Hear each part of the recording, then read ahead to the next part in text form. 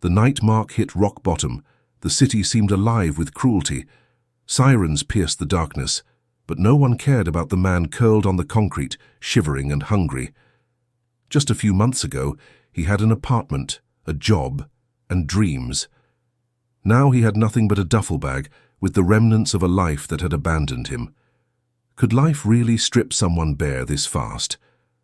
Mark's childhood was a quiet struggle. His mother juggled 2 jobs, exhaustion etched into her face, while his father left when he was 10. Summer afternoons running through sprinklers and second-hand gifts during holidays were overshadowed by worry. She whispered nightly, "Son, you're meant for more." Those words were his only warmth. After high school, Mark chased opportunity. Odd jobs, moving to the city, 12-hour shifts, scraping by, but life had other plans. Bills piled, debts snowballed, his girlfriend left, friends disappeared, and finally came the eviction notice. On the cold streets, Mark felt invisible. Neon signs mocked him. Hunger and shame gnawed relentlessly. He tried to sleep in bus shelters, the cold seeping through thin jackets and newspapers, every noise a reminder of exposure. Yet beneath despair, a faint spark remained. Remembering his mother's words, he whispered, "This isn't the end. I will get back up."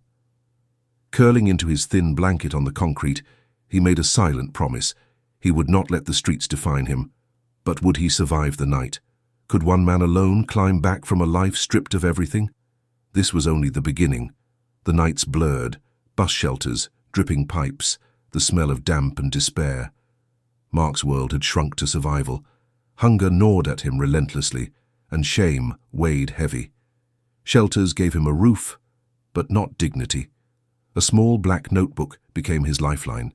Scribbled dreams, half-written plans, desperate reminders to keep moving. Sometimes he would trace the words and remember the man he used to be, or wanted to be. One day at a soup kitchen, Mark noticed a man in a crisp suit, the embodiment of a life he couldn't touch. On impulse, he spoke. Robert, a financial advisor, seemed startled but kind. That brief encounter planted a dangerous, thrilling thought. Maybe someone still believed in him. Mark wandered the streets hours later, replaying the conversation. Could someone like Robert truly see value in him? Doubt fought hope, but hope refused to die. That night, 3 words: get back up. They felt like armor against despair. The following days were endless cycles, shelter lines, bus rides, searching for odd jobs. He washed dishes, cleaned apartments, delivered packages. Every small paycheck went toward basic survival. Every night he whispered, "Tomorrow, tomorrow, I fight." But the streets weren't done with him. A stormy night, a barking dog and footsteps echoing too close reminded him that danger was real. Could he really escape this life? Mark cleaned himself as best he could. Public sinks, damp hair combed, thrift store shirt on. He wandered into a cafe near the office district and nervously ordered the cheapest coffee.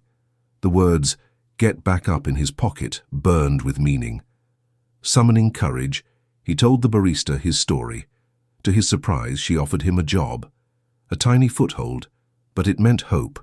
He bought a thrift store suit, borrowed a briefcase, and felt human again. Robert returned, asking about aspirations, suggesting finance. Could this really be the lifeline he needed? Mark dared to hope. He spent nights pacing the shelter floor, planning, writing goals in his notebook. Learn fast, work hard, never miss opportunity.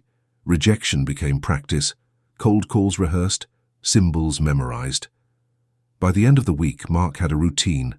Hunger and exhaustion remained, but alive he felt, alive enough to dream again.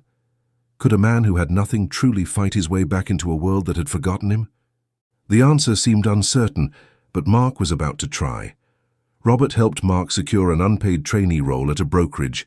Long days, cold calls, mistakes, humiliation became routine. Nights were spent studying, writing, and surviving in shelters, clinging to the mantra, never give up. Small victories came. A client converted, a tiny commission earned, enough to rent a dingy room, buy a meager meal, feel briefly human. Rejections, however, haunted him, testing resolve. Mark mimicked colleagues, observed office politics, learned subtle cues. Every detail mattered in this ruthless world. Late nights became ritual, rehearsing pitches, studying market trends, building confidence. The work was grueling, yet each small win was a reclaimed piece of dignity. Exhaustion often threatened to crush him. Memories of concrete floors and cold nights returned, but he transformed them into fuel, each rejection a reason to fight harder. Mark felt closer than ever to change, but would his fragile progress survive the next test? 6 months in, Mark pitched a wealthy client. Drawing on hunger, rejection, and raw honesty, he impressed the client. That deal was a lifeline. A small apartment replaced the shelter. A paycheck, small but meaningful, tasted like victory. Yet layoffs struck. Colleagues lost their jobs. Mark feared the same fate. Robert introduced him to a rival firm, a junior broker role, modest, but it kept hope alive. Mark accepted without hesitation. He threw himself into the new role, early mornings, late nights, endless calls. Hunger and exhaustion remained, but the fire in him burned brighter. By year's end, Mark earned respect, not for knowledge alone, but for resilience and authenticity. Yet shadows of the streets remained. Every night memories whispered, "You could lose everything." Would the man who clawed back from despair survive again? Mark's career accelerated. He mastered negotiation, client relationships, and portfolio management. The small apartment became a home. Discipline ruled his life. Every dollar was reinvested, every opportunity seized. Slowly, Mark's portfolio grew. Clients noticed his dedication and authenticity. He began mentoring interns, recalling the importance of guidance. Helping others became purpose beyond money. Small setbacks were lessons, not failures. He refined strategies, strengthened relationships, and sharpened skills. The city outside was indifferent, yet Mark carved his place. Hunger, cold, despair, they fueled him still. But as the ladder climbed higher, Mark sensed a looming challenge, a test that could define him once and for all. Years passed. Mark achieved wealth, stability, and respect. Yet purpose outweighed money. Volunteering, mentoring, speaking, his story became hope for others. He nurtured emotional intelligence, patience, and empathy, traits born from hardship. Every night he journaled, reflecting on lessons from the streets. Every failure had shaped him. He mentored with authenticity. Stories he shared carried weight because he had lived them. Mark's personal growth was unstoppable, yet deep down, a haunting question lingered. Could he remain grounded as fame and success grew? The episode ends as Mark receives a letter, an opportunity that could change everything or strip him back to where he started. Mark's reputation soared. Clients sought him not just for skill, but resilience.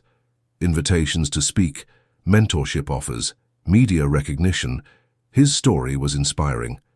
Robert reappeared, revealing his own past struggles. Helping Mark was repayment for someone who once believed in him. Mark realized success was not personal. It was ripple effects, mentorship, and second chances. He built a legacy, shelters supported, mentorship programs started, opportunities created.